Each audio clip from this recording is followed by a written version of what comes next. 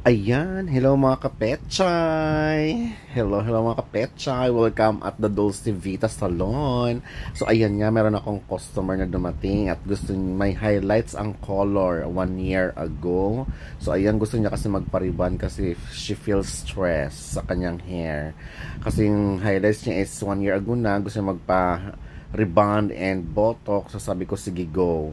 I-analyze muna natin ang hair mo. So, nung sinampo ko, matibay naman. As in, matibay pa sa inyong relasyon. Char! So, ayan lang nga. Napaya ko na #1 sa roots, yung virgin hair. Tapos, ayun. Naluto na siya at binandawan ko. Binabad ko siya actually ng 1 hour. Matibay ang buhok mo. So, nung binandawan ko siya, ang ginamit ko kasi sa kanyang rebonding is 3-in-1. Sa Dolce Vita Salon, meron kasi 3-in-1 rebonding. Lutuin mo muna sa 3-in-1 na rebonding. Pag okay na, banlawan mo na. At the same time, pagkabanlaw ko, so in-apply ko na yung kanyang Inavail na Botox Brazilian, mga kalaka-petchay. So ayan na nga, in-apply ko sa kanyang hair. So natutuwa naman ako nung binilawang ko kasi sa 3-in-1 rebonding is as in tamang luto lang yung kanyang hair. Sa kanyang highlights, hindi na damage, mga kapetchay, alam niyo yan. Basta mga hairstylist, alam niyo yan. Relate ang mga hairstylist dyan. So ayun na nga, mga kapetchay, pagkababad ko sa kanya ng mga 30 to 45 minutes sa kanyang Botox Brazilian, inumpisahan ko ng i-blower at tuyuin. Nung matuyo ko na, nag-start na syempre, alam niyo na, nagbanat na ako ng buhok chart ng buhok pala, mga kapetchay. So ayun, plinansya ko na siya ng plinansya. So actually tuwa siya kasi nga sabi niya, thank you so much Mama Peachy, hindi na damage ang hair color ko. Oo.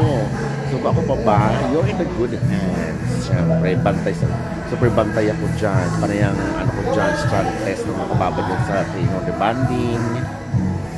Ganun talaga, mga stylist, kailang bantay. Pag pinabayaan, sunog. Kasi sa kwento ni Ma'am, yung kanyang hair is hanggang bewang. Yan, dahil dyan sa highlights na yan, hanggang bewang yan. Doon na-stress siya, doon nagpagawa raw siya sa iba na sunog. So, ayan ang natira. Pinagupitan niya na hanggang, yun nga, down shoulder. So, ayan ang natira sa kanyang hair. Kasi the rest, yung palati na sira, kaya mixin ang buhok niya.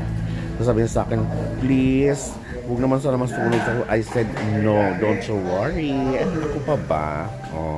So, nagtiwala siya at ayun, sa wakas, success ang aking trabaho sa kanyang hair. Kaya tuwang-tuwa siya. O diba? Sabi niya, i-recommend kita sa aking mga kaibigan. Kabog, mga bayan. So, ayan na nga. Hindi lang ako bana plancha. O diba? Ganun lang. Fresh! So ayan, natapos ko na siya. So ayan ang outline ng aking rebond botox Brazilian, mga kapetchay. Diba? Ayan, sa mga hindi pa, sa mga gusto pang mag-avail niyan, punta lang sa Dolce Vita Salon, located at Dasmabayan.